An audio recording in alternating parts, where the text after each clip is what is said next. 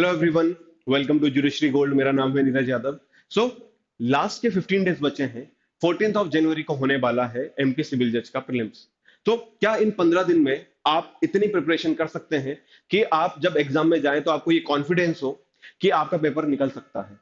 क्या आप अपनी पूरी प्रिपरेशन करके ही एग्जाम हॉल में बैठना चाहेंगे? तो ये 15 दिन की स्ट्रेटेजी जो है, लास्ट 15 डेज की जो स्ट्रेटेजी है, ये उसी लिए है कि आप क्या ऐसे 15 दिन में तैयारी कर सकते हैं कि जब आप एग्जाम हॉल में जाएं तो आपको ऐसा ना लगे कि सिर्फ आप ये पेपर देने के लिए आए हैं। अगर आप एग्जाम हॉल में जा रहे हैं तो आपको ये पता होना चाहिए कि आप इस एग्जाम को क्लियर करने वाले हैं। और यस, 15 डेज की तैयारी में भी एग्जाम क्लियर किया जा सकता है प्रीलिम्स का। सो क्या स्ट्रेटेजी होनी चाहिए, क्या ऐसी प्रिपरेशन है जो आपको होनी चाहिए? बहुत सारे ऐसे एस्पिरेंट्स थे कि इतनी सारी अनसर्टेनिटी की वजह से वो शायद उतने अच्छे से प्रिपरेशन नहीं कर पाए हैं। बहुत सारे लोग डीमोटिवेट हो गए थे, तो उन्होंने पढ़ना तो जारी रखा था, लेकिन उतना अच्छे से उन्होंने अपनी पढ़ाई को ध्यान नहीं दिया। बहुत सारी चीजें जो है वो सिर्फ पढ़ने के लिए पढ़ रहे थे।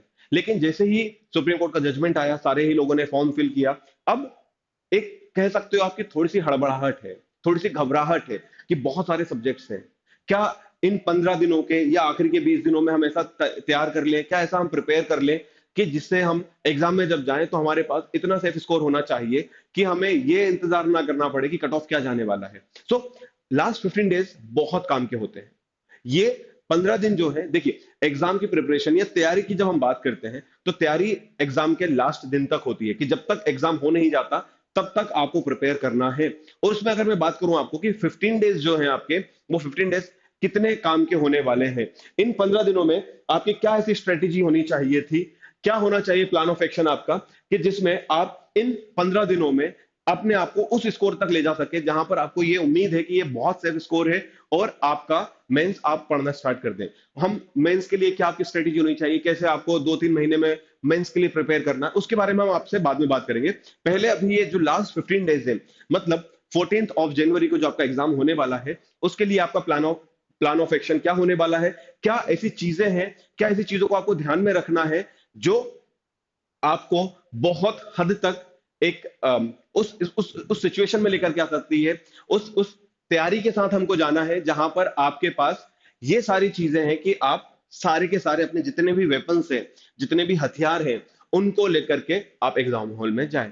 सो यहां पर सारे आपके पास अस्त्र शस्त्र जितना भी ज्ञान है, वो सारी चीजें लेकर के आपको एग्जाम हॉल में जाना है और इस प्रीलिम्स के युद्ध को आपको जीतना है। तो जैसे सबसे पहले अगर हम बात करें कि क्या 15 दिन में आप बहुत शुरुआत से चालू कर सकते हैं क्या? आपने अभी तक एक बार भी कोई भी सब्जेक्ट पढ़ करके नहीं देखा है, क्या आप सिर्फ 15 दिन में सब्जेक्ट तैयार कर सकते हैं क्या? तो ऐसा नहीं हो सकता है। देखिए, पहली चीज तो ये कि अगर आप इन 15 दिन में पहली बार पढ़ने का ट्राई कर रहे हैं, सोच रहे हैं कि इन पहले 15 दिन में पढ़ के और फिर आप एग्जाम को दें, तो ये नहीं हो सकता है। हाँ, ये लास्ट 15 दिन उन लोगों के लिए हो सकता है कि जिनका एक बार सब्जेक्ट कंप्लीट हो चुका है, जिन्होंने एक बार सब्जेक्ट ठीक से देखा है, रिवाइज किया है। लेकिन अगर आपने एक बार भी इन सब्जेक्ट्स को नहीं गो थ्रू करे हैं, नहीं पढ़ा है, आपको नहीं पता है, आपके कमांड में नहीं है ये सब्जेक्ट्स, तो ये लास्ट 15 डेज में आप, मेरे हिसाब से अगर माना जाए तो आप छोड़ दीजिए। ये अटेम्प्ट आपके लिए नहीं है, आप अगले अटेम्प्ट की तैयारी कीजिए। लेकिन अगर आपने सारे ही सब्जेक्ट्स को एक बार गो थ्रू किया है, हो सकता है कि आपने जो नए सब्जेक्ट्स इंक्लूड हुए हैं, लाइक जुवेनाइल जस्टिस की हम बात करते हैं या पॉक्सो की हम बात करते हैं या आईटी एक्ट की बात करते हैं, ये आराम से प्रिपेयर किया जा सकता है। लेकिन सीपीसी, सीआरपीसी या आईपीसी एविडेंस की हम बात करते हैं, कॉन्ट्रैक्ट की हम बात करते हैं, ट्रांसफर ऑफ प्रॉपर्टी एक्ट की हम बात करते हैं, ये वो सारे सब्जेक्ट्स हैं कि लास्ट 15 डेज में अगर आप पहली बार इनको पढ़ना चाले स्टार्ट करेंगे तो आप सीपीसी ही कवर नहीं कर पाएंगे। इसलिए मैं उन लोगों को मना कर रहा हूं कि जो लास्ट 15 डेज में अगर पहली बार पढ़ने जा रहे हैं, तो अब ये उनके लिए स्ट्रेटेजी नहीं है। ये स्ट्रेटेजी उन दो लोगों के लिए है कि जिन्होंने एक बार सारे सब्जेक्ट्स बहुत अच्छे से गो थ्रू किए हैं। कुछ ऐसे भी है जिन्होंने सारे सब्जेक्ट्स कर तो लिए हैं, लेकिन आखिरी के 15 डेज में क्या करना है, आखिरी के 15 दिन में क्या आपका डेली रूटीन होना चाहिए, किन चीजों पर आपको ध्यान देना है, क्या ऐसी चीजें हैं जो, क्या गलतियां हैं जो आपको आखिरी के 15 दिनों में नहीं करनी है। तो उन सारे लोगों के लिए, उन सारे स्टूडेंट्स के लिए हम बात करने वाले हैं कि उनको क्या करना है। तो सबसे पहले तो हमें यह देखना होगा कि हमारे पास बचा हुआ सिलेबस क्या है, क्या ऐसे सब्जेक्ट्स हैं हमारे पास जो हमने अभी तक नहीं किए हैं। तो पहले कभी आपने पढ़ा था, आपने जब प्रिपेयर कर रहे थे, आप एमपी के लिए आपने अपने एमपी टारगेट किया था, तब आपने एक बार उनको गो थ्रू किया था सारे सब्जेक्ट्स को, तब आपने एमसीक्यूज लगा करके देखे थे, तब आपने ठीक से पढ़ा था। तो अब सबसे पहले आपको ये देखना है कि आपके अभी 15 डेज के कौन से ऐसे सब्जेक्ट्स हैं जो बच गए हैं।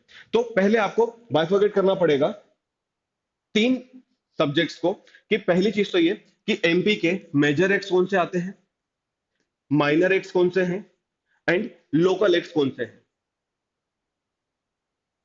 तो सबसे पहले अगर मैं मेजर एक्ट की बात करता हूं आपसे, तो like IPC, CrPC, CPC, Indian evidence act. So यहां पर अगर सीपीसी को छोड़ दिया जाए तो बाकी के जो सब्जेक्ट्स हैं वो 15-15 मार्क्स के आने वाले हैं, सीपीसी जो है वो 20 मार्क्स का है। तो इन सब्जेक्ट्स की ही अगर हम बात करें तो यहां पर इन चार सब्जेक्ट का वेटेज 65 मार्क्स का होने वाला है। तो इन चार सब्जेक्ट का वेटेज ही 65 मार्क्स का है। तो अब आपको ये देखना है कि क्या आपके ये जो 65 मार्क्स हैं ये आपने ठीक से कवर किए हैं। इसके साथ अगर यहां पर मैं कॉन्स्टिट्यूशन ऑफ इंडिया को भी इंक्लूड कर दूं तो टोटल हो जाते हैं 70 मार्क्स। तो आपको यहां पर क्या आपने इन 70 मार्क्स को कवर करा है, इसमें से ऐसा कौन से सब्जेक्ट्स हैं जो आपके बचे हुए हैं। अगर आप इन सारे सब्जेक्ट्स को एक साथ देखें तो ये बहुत टाइम टेकिंग है। अगर आप इन 4-5 सब्जेक्ट को कर लेते हैं तैयार, तो आप ये मानिए कि आपका जितना भी एमपी का सिलेबस है आधा सिलेबस यही है। 150 में से 70 मार्क्स का वेटेज इन 5 सब्जेक्ट का है। इन 5 सब्जेक्ट को मिलाकर के 70 मार्क्स आपसे पूछे जाने वाले हैं। तो इन 5 सब्जेक्ट्स पर आपको कमांड होनी चाहिए, क्योंकि ये वो सारे सब्जेक्ट्स होते हैं कि इनको आप छोड़ करके नहीं जा सकते, क्योंकि ऑलमोस्ट 50% का जो वेटेज है इन 5 सब्जेक्ट के पास है। सीपीसी अपने आप में 20 मार्क्स का वेटेज रखता है। तो आपको सबसे पहले यह ध्यान देना है कि क्या बचा हुआ है, कितने मार्क्स का सिलेबस आपका अभी तक बचा हुआ है। दूसरा, फिर अगर हम बात करते हैं तो माइनर एक्ट की अगर मैं बात करता हूं तो निगोशिएबल इंस्ट्रूमेंट एक्ट की हम बात कर सकते हैं, या हम एसआरए की बात कर सकते हैं, लिमिटेशन की हम बात कर सकते हैं। तो ये वो सब्जेक्ट्स हैं जो 4 मार्क्स, 5 मार्क्स, 6 मार्क्स, तो इस जो ऐसे सब्जेक्ट्स हैं जो माइनर एक्ट्स कहलाते हैं अपने आप में, 4, 5, 6 नंबर के आते हैं, तो क्या आप इनको छोड़ करके जा सकते हैं? नहीं। ये वो सब्जेक्ट्स हैं जो आप बहुत कम टाइम में प्रिपेयर कर सकते हैं। ये देखिए, अगर आप लिमिटेशन या एसआरए की बात करें तो दोनों सब्जेक्ट एक दिन में तैयार किए जा सकते हैं। जितने भी इसके एमसीक्यूज हैं, जितने भी इसके प्रीवियस ईयर के क्वेश्चंस पेपर हैं, वो आप सब लगा सकते हैं। तो आपको पहले बायफॉर्गेट करना है कि आपके मेजर सब्जेक्ट कितने बचे हैं, आपके माइनर सब्जेक्ट कितने बचे हैं, और आपके लोकल एक्ट जो एमपी में 2 ही आते हैं, MP LRC and MP accommodation, तो क्या आपके माइनर एक्ट तैयार हुए हैं। इसके साथ साथ जब हम बात करते हैं तो जुवेनाइल जस्टिस 112 सेक्शन का है, लेकिन वो 3 नंबर के लिए ही पूछा जाने वाला है। तो अगर 3 नंबर के लिए आपसे पूछा जा रहा है, 112 सेक्शन है, तो आपको पूरा नहीं पढ़ना है, आपको बहुत सिलेक्टेड ऐसे टॉपिक्स पढ़ने हैं जिसके एग्जाम में पूछे जाने के चांसेस ज्यादा हैं।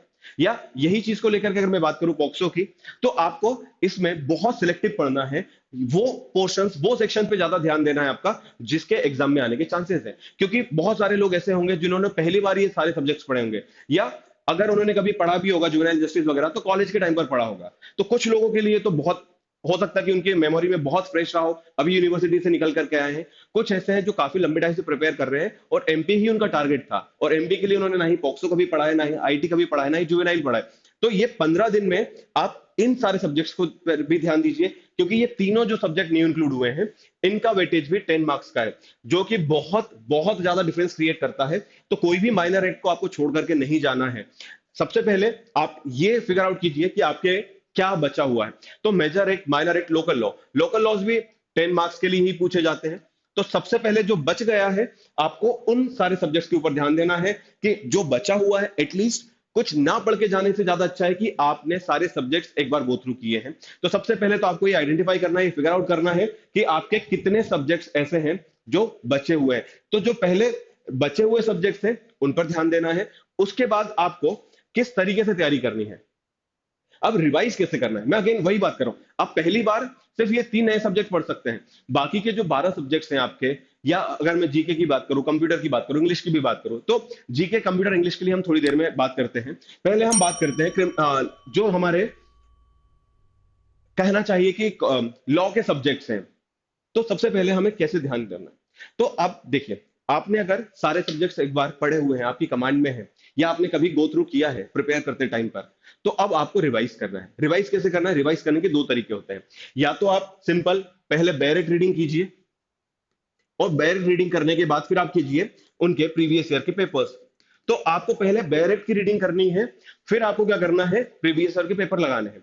दूसरा तरीका क्या होता है, आखिरी के टाइम पर अगर आपका कोई सब्जेक्ट ऐसा है कि जो बहुत लेंदी है, जैसे मैं एग्जांपल लेता हूं सीपीसी का। सीपीसी आपने उतने अच्छे से तैयार नहीं किया है, या सीपीसी उतने अच्छे से आपको याद नहीं हो रहा है, सारे ऑर्डर सारे सेक्शंस आपको नहीं याद हो रहा है, रूल्स याद नहीं हो रहे हैं आपको, तो आप इसका रिवर्स इंजीनियरिंग भी कर सकते हैं। मतलब जितने प्रीवियस ईयर में सवाल आए हैं, किन किन सेक्शन से आए हैं, किन ऑर्डर से आए हैं, कौन से ऐसे रूल्स हैं जो बार बार पूछे जाते हैं, कौन से ऐसे ऑर्डर से, कौन से ऐसे सेक्शन से जो एग्जामिनर बार बार आपसे पूछ रहे हैं, जो एग्जाम में बार बार रिपीट होते हैं। तो आप क्या कीजिए, पहले लगाइए प्रीवियस ईयर क्वेश्चन पेपर, फिर उसकी डायरेक्ट रीडिंग लगाइए, उन सेक्शंस को, उन प्रोविजंस को आप पढ़िए, उन प्रोविजंस को पढ़ने के बाद आप वापस से जो क्वेश्चंस हैं उन पर आइए। क्या आपसे दोबारा वो क्वेश्चंस बन रहे हैं?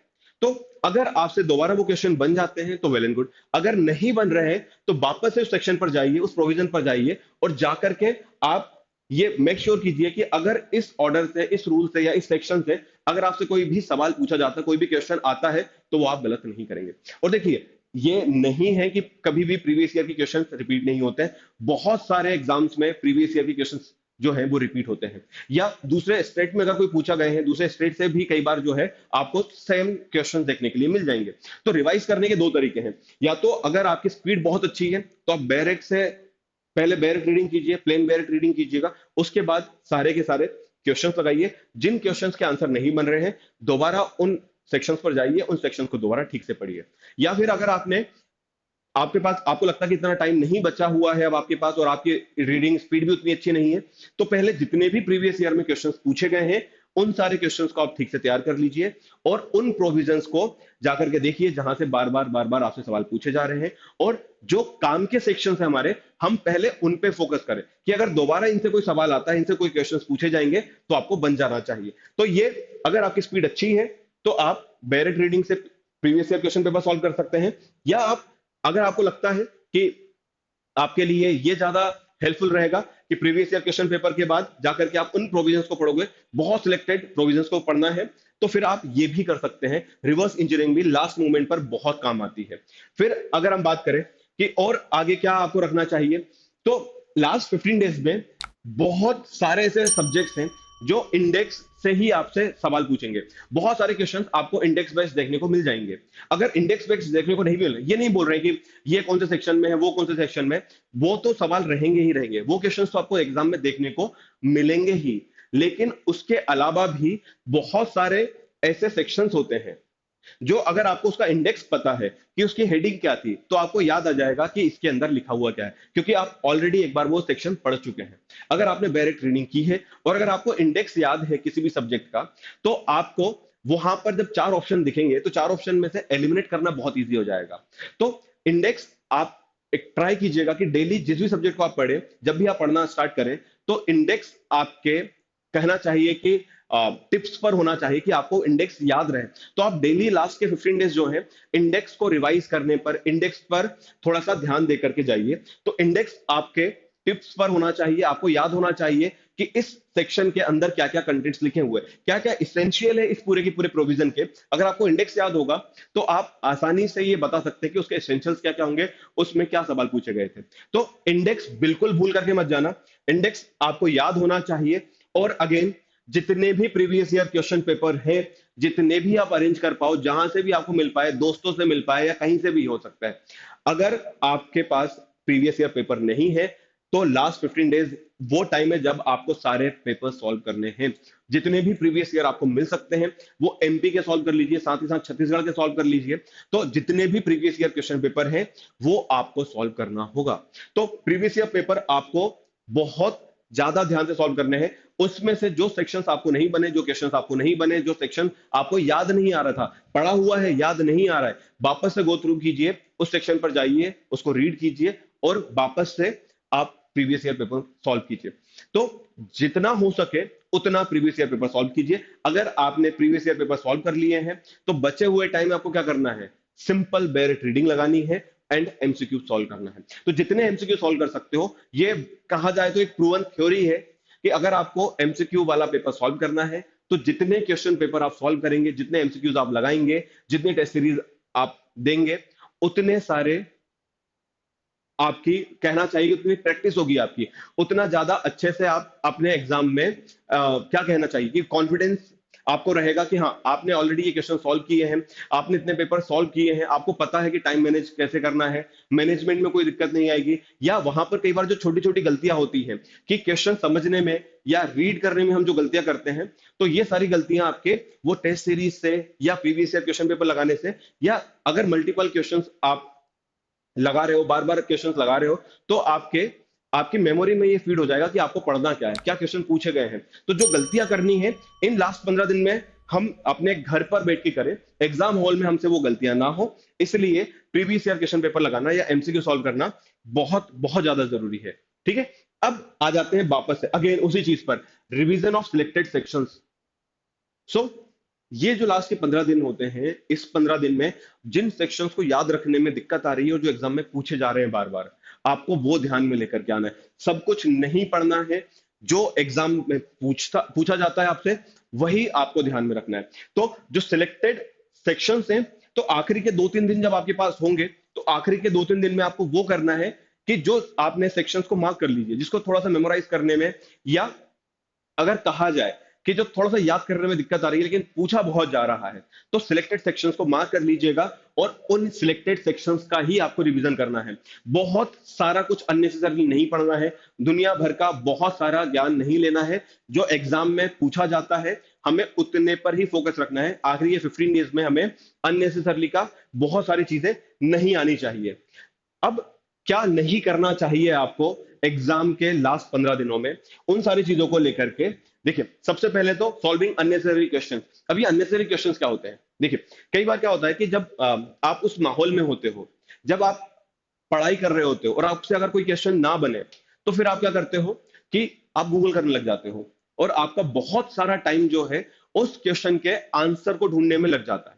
ठीक है, आपने इसको फोन लगाया, उसको फोन लगाया, गूगल किया, फिर कोई आर्टिकल मिल गया, वो आर्टिकल आपने पढ़ना चालू कर दिया। क्या आखिरी के 15 दिनों में ये किया जाना सही है? तो मैं बोलूंगा बिल्कुल भी नहीं। तो अननेसेसरली के क्वेश्चंस या जो नहीं पूछा जाता है, जो एमपी का पैटर्न नहीं है एग्जाम में सवाल पूछने का, उन सारे क्वेश्चंस को सॉल्व करने से थोड़ा बचो आप। ठीक है, ये वो टाइम होता है कि जब आपके पास बहुत टाइम है, आपके पास 6 महीने 1 साल है, तब ये सारी चीजें ठीक है कि आप अपने ज्ञान बढ़ाने के लिए बहुत सारी चीजें इस टाइप की कर सकते हैं। पर आखिरी के 15 दिन में बहुत फोकस होकर के जो एमपी का पैटर्न है, जो एमपी जिस तरीके से सवाल पूछता है, प्रीवियस ईयर में पूछा है, या एमपी जिस तरीके से सवाल फ्रेम करता है, आपको उस पर ज्यादा ध्यान देना है। अननेसेसरली के अगर कोई सवाल है, क्वेश्चन है, उनको आप अवॉइड करिएगा इस टाइम पर। दूसरा, अब बहुत सारे नोट्स ढूंढने के लिए कि किसी के नोट्स मिल जाएं, किसी का कुछ हो जाए, वो टाइम नहीं बचा है। आप डायरेक्ट और प्रीवियस ईयर पेपर पर फोकस कीजिएगा। अब ये नोट्स वाला टाइम नहीं है, अपने डायरेक्ट पर और प्रीवियस ईयर के क्वेश्चन पेपर पर आप ध्यान दीजिएगा। हाँ, कुछ थोड़ा बहुत हो सकता है कि आप जो अभी करंट लीगल नॉलेज जो है, कोई रिसेंट जजमेंट्स है, इन सारी चीजों को आप लेकर के आ सकते हैं। बट अब ये वो टाइम नहीं है कि जब आप नोट्स कंप्लीटली 15 दिन में लास्ट में पढ़ पाए। तो डायरेक्ट और प्रीवियस ईयर पेपर के ऊपर या जितने हो सके उतने एमसीक्यू सॉल्व करने पर ध्यान दीजिएगा। नोट्स अभी उतने काम आपके शायद नहीं आए। एक बहुत बड़ा डिस्ट्रैक्शन होता है सोशल मीडिया। हर अब देखिए, जब भी आप थोड़ा सा ये जो टाइम होता है ना एग्जाम के पहले, तो आपको थोड़ा सा टाइम खराब करने में मजा आने लगता है। थोड़ा सा इतना इतना सारा प्रेशर होता है, इतनी सारी चीजें होती हैं दिमाग में, इतनी सारी चीजें चल रही होती है, हमें लगता है कि शायद वो सोशल मीडिया से थोड़ा सा डिस्ट्रैक्शन हमें आ जाएगा, तो थोड़ा सा हमें रिलीफ मिलेगा। तो ये बहुत बड़ा कहना चाहिए एक तरीके से कि डिस्ट्रैक्शन होता है। सोशल मीडिया वगैरह से दूर रहिएगा और जितना हो सके उतना टाइम अपनी पढ़ाई को दीजिए। अब यहाँ पर नंबर ऑफ आवर्स की बात नहीं हो रही है कि जितना आपने टारगेट सेट किया है एक दिन में, कितना आपको एग्जाम के लिए पढ़ना है, कितना आपको ध्यान दिया जाना चाहिए, कितने टाइम में आपको ये कंप्लीट कर लेना चाहिए था। तो जो डेली टास्क है, डेली का जो टारगेट है, उतना आपको तैयार करना है। बहुत सोशल मीडिया या इस तरीके की जो वेबसाइट्स होती हैं, एप्स होते हैं, उनको ध्यान देना बंद करना चाहिए। क्रैमिंग, अब यहां पर क्या होता है कि देखिए, बहुत लंबे टाइम तक जब हम पढ़ाई कर रहे होते हैं तो हमारी लॉन्ग टर्म मेमोरी में सेव होता जाता है। लेकिन अगर हम लास्ट मोमेंट पर बहुत सारा कुछ अगर ज्ञान लेकर के आएंगे, बहुत सारी चीजें अगर हम लास्ट मोमेंट पर अपने ब्रेन को देंगे, तो हो सकता है कि जब आप एग्जाम हॉल में बैठे तो आपको याद ही ना आए। तो मैं इसीलिए बोला था कि अननेसेसरली सवाल जो है वो आपको सॉल्व नहीं करना है। बहुत फालतू चीजें नहीं पढ़ना है आपको। जो सिलेक्टेड चीजें आती हैं, जिस तरीके से एग्जाम में पूछे जाते हैं क्वेश्चन, आपको वही ध्यान देना है। फालतू का कचरा अपने दिमाग में लास्ट मोमेंट पर नहीं भरना है, ठीक है। बहुत लेट नाइट तक मैं तो मना करता हूं कि नहीं पढ़ना चाहिए, लेकिन क्यों नहीं पढ़ना चाहिए? नींद बहुत जरूरी है। देखिए, अगर आप प्रॉपर नींद लेंगे तो आप ज्यादा अच्छे से कोई भी चीज को ग्रेस्प कर पाएंगे, समझ पाएंगे। तो लास्ट मोमेंट तक पढ़ने का मैं बोल रहा हूं कि हाँ, आपको लास्ट डेट तक पढ़ना चाहिए, लास्ट मोमेंट तक पढ़ना चाहिए। पर इसका मतलब ये नहीं कि आप अपनी नींद छोड़ करके पढ़ाई करें। अगर आप अपनी नींद छोड़ देंगे तो हो सकता है कि आपकी थोड़ी सी जो कैपेसिटी है याद करने की, या लंबे टाइम तक उसको रखने की, या बहुत अच्छे से क्वेश्चन को सॉल्व करने की, वो थोड़ी सी कम हो जाए। तो बहुत लेट नाइट आपको पढ़ाई नहीं करनी है। बाकी फिर क्या है, अगर किसी का शेड्यूल ही ऐसा है कि वो रात में ही पढ़ता है, तो भाई आप रात में पढ़ाई कर सकते हैं। ऐसा बिल्कुल मना नहीं कर रहा हूं कि रात में बिल्कुल नहीं पढ़ना है, लेकिन आपको नींद पूरी करनी है। ये कहने का मतलब है कि आप अपनी नींद पर थोड़ा सा ध्यान दीजिएगा, बहुत लंबे टाइम तक जागे मत रहिएगा। और साथ ही साथ चीजों को टालिए मत। ये सब्जेक्ट में तब करूंगा, ये सब्जेक्ट में तब करूंगा, ये सब्जेक्ट में तब करूंगा। देखिए, अब ये लास्ट के 15 दिन है, इससे ज्यादा और कुछ नहीं टल सकता। तो अगर अभी तक आपने कोई ऐसे सब्जेक्ट्स जो टाल रखे हैं, जैसे कि अगर बात करते हैं कि मैं कंप्यूटर आखिरी में पढ़ लूंगा, या इंग्लिश आखिरी में पढ़ लूंगा, या जीके जो है वो आखिरी के 1-2 दिन में देख लूंगा मैं, तो बहुत ज्यादा प्रोक्रेस्टिनेट नहीं करना है आपको। अगर जीके भी इस बार तो 10 नंबर का ही आने वाला है, कंप्यूटर 10 नंबर का आएगा, इंग्लिश 10 नंबर के लिए पूछे जाने वाली है। तो अभी एक बार जो करंट चीजें, करंट इवेंट हुए हैं, जो स्टैटिक जीके हैं प्रीवियस ईयर में जो पूछे गए हैं, उन सारे टॉपिक्स को एक बार ध्यान दीजिएगा। कंप्यूटर अभी एक बार करके आप रख लोगे तो आपको इजी होगा कि ठीक है, आपने एक सब्जेक्ट जो है वो कंप्लीट कर लिया है। इंग्लिश के प्रीवियस ईयर क्वेश्चन पेपर लगा करके देखिए, उसमें किस तरीके के क्वेश्चन पूछे जाते हैं, वो एक बार आपको पता होना चाहिए क्या आपसे बन रहे हैं या नहीं बन रहे हैं। अगर आपसे जी के, कंप्यूटर, इंग्लिश, इसके क्वेश्चन सॉल्व करने में दिक्कत नहीं आ रही है, तो फिर आप आखिरी टाइम के लिए रख सकते हैं कि हाँ, लास्ट के 2-3 दिन में ही मैं एक बार, ताकि वो मेमोरी में फ्रेश रहे, तो उसके लिए आप इनको छोड़ सकते हैं। अदरवाइज आपको अब कुछ चीजें टालनी नहीं है। आखिरी के लास्ट 15 दिन जो है, बहुत बहुत ज्यादा सीरियसली आपको पढ़ाई करनी है। बहुत सीरियस हो जाइए, बहुत फोकस होकर के आपको आखिरी के इन 15 दिन में पढ़ाई करनी है। तो जो बचे हुए सब्जेक्ट थे पहले उनको खत्म कीजिए, सारे प्रीवियस ईयर पेपर लगाइएगा, जितने हो सके उतने एमसीक्यू सॉल्व कीजिएगा। अगर आपको लगता है कि डायरेक्ट पढ़ने का टाइम नहीं है, तो पहले पेपर सॉल्व करके फिर आप डायरेक्ट पे चले जाइएगा। उन सिलेक्टेड प्रोविजंस को पढ़िए। इंडेक्स पर ध्यान देना है। इंडेक्स आपके टिप्स पर होना चाहिए कि कमांड में होना चाहिए। बहुत सारी चीजों को, बहुत सारी डिस्ट्रैक्शन से बचिए। बहुत कुछ इधर उधर की बातों में ध्यान मत दीजिएगा। लास्ट 15 डेज है, ये आखिरी के 15 दिन आपका, बहुत सारी ऐसी चीजें हैं कि जो आपने शायद अभी तक नहीं की थी, इन लास्ट के 15 दिन में वो प्रिपेयर की जा सकती है। So all the very best for your exam. बहुत अच्छे से करके आइएगा, कॉन्फिडेंस अपना खत्म मत होने दीजिएगा। और मैं अगर बोलूं तो जिस दिन आप एग्जाम देने जाने वाले हो उसके पहले भरपूर नींद लीजिएगा। एक रात पहले पढ़ना बंद करके आराम से पूरी नींद कीजिएगा, और एग्जाम हॉल में जब जाएं तो फ्री माइंड के साथ कि हाँ ठीक है, ये 2 घंटे है हमारे पास और ये 150 क्वेश्चन है। अब इन 2 घंटे में 150 क्वेश्चन के साथ लड़ना है, जूझना है और जीत करके आना है। सो बहुत बहुत अच्छे से एग्जाम करके आइएगा।